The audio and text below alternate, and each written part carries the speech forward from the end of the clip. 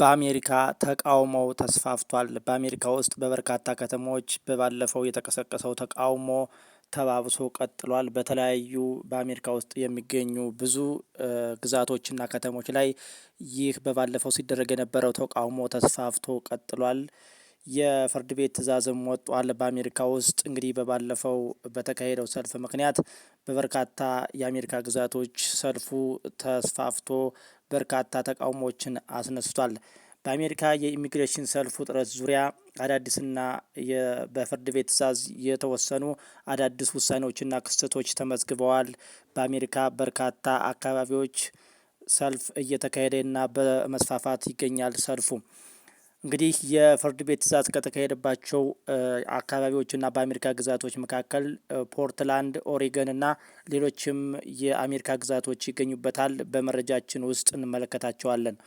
ዛሬ በወጣው የፍርድ ቤት ውሳኔ በአሜሪካ በፖርትላንድ የሚገኘው የፌዴራል ወኪሎች በሰላማዊ ሰልፈኞች ላይ የአስለቃሽ ጭስ ሲጠቀሙ የነበሩ የጸጥታ አካላት ከድርጊታቸው እንዲታቀቡ ፈጽሞ ቲር ጋዝ የሚባለውን አስለቃሽ ጭስ እንዳይጠቀሙ በጥብቅ ታግደዋል። እንዲሁም ማስጠንቀቂያ ተሰጧቸዋል።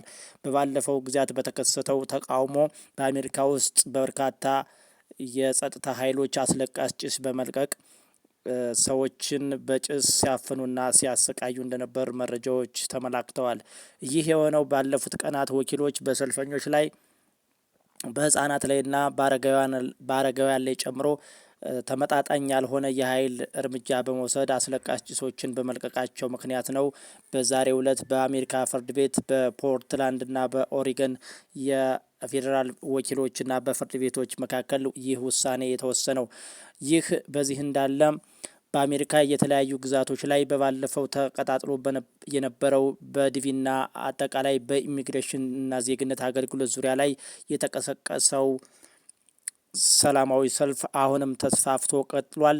በኮንግረስ ውስጥ ያለ ፍጥጫም እንግዲህ በአሜሪካ ውስጥ ይህንን አስመልክቶ በኢሚግሬሽን ፖሊሲ ዙሪያ ላይ የተቀሰቀሰው ተቃውሞ በአሜሪካ በኮንግረስ ውስጥ ከፍተኛ ፍጥጫን ፈጥሯል። በዋሽንግተን ዲሲ የሚገኘው የአሜሪካ ኮንግረስ የኢሚግሬሽን ፖሊሲ አባላት በስራ ላይ ያሉ ፖሊሶች ጭምብል እንዳያደርጉና የሰውነት ላይ ካሜራ እንዲያደርጉ የሚያስገድድ ሕግ ለማውጣት እየተከራከረ ነው ያለው።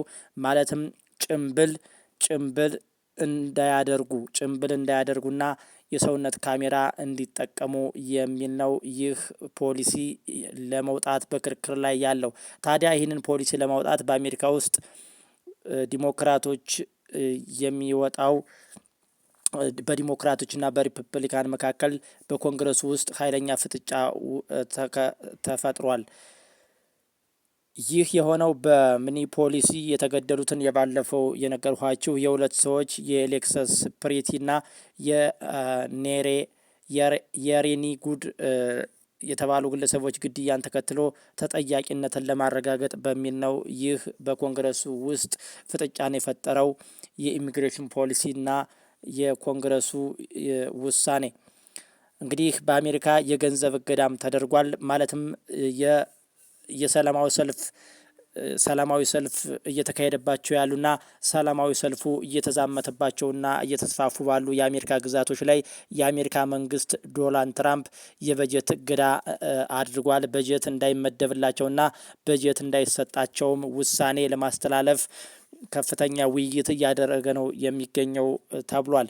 ፕሬዚደንት ትራምፕ የኢሚግሬሽን ፖሊሲን አንተገብርም ያሉ ግዛቶችን እንዲሁም አዲሱን የኢሚግሬሽን ፖሊሲ አንቀበልም አንተገብርም ያሉ የአሜሪካ ግዛቶችን በተቃውሞ ተመልክተዋቸዋል።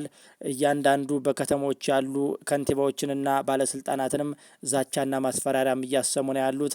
ነገር ግን በተለያዩ ግዛቶች ያሉ ሰላማዊ ሰልፍ እየተደረገባቸውና ይህንን አዲስ የአሜሪካን የኢሚግሬሽን ፖሊሲን አንቀበልም ያሉ የከተማ ባለስልጣናቶች በክርክር ላይና በውይይት ላይ ነው ያሉት። በከፍተኛ ሁኔታ መፋጠጥ ውስጥ ገብተዋል። እንግዲህ ያለፉት ትዕዛዝ ዛሬም በባለፈው የተላለፈው የፌዴራል በጀት እንዳይሰጣቸው የተባለው ትዕዛዝ ዛሬም በከፍተኛ ሁኔታ ውይይት እየተደረገበትና ክርክር እየተደረገበት ያለ ጉዳይ ነው።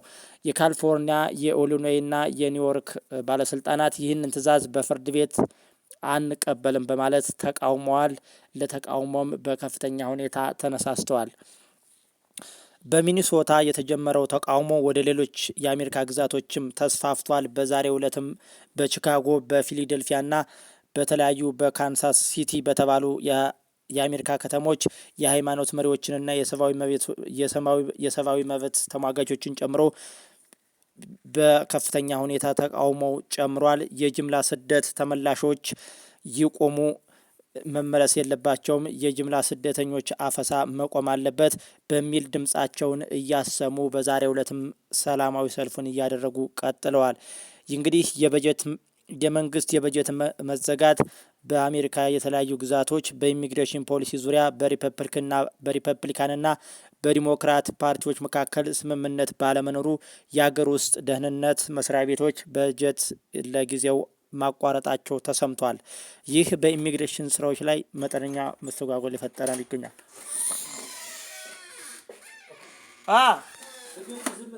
ግቢ ችግር የለውም አለው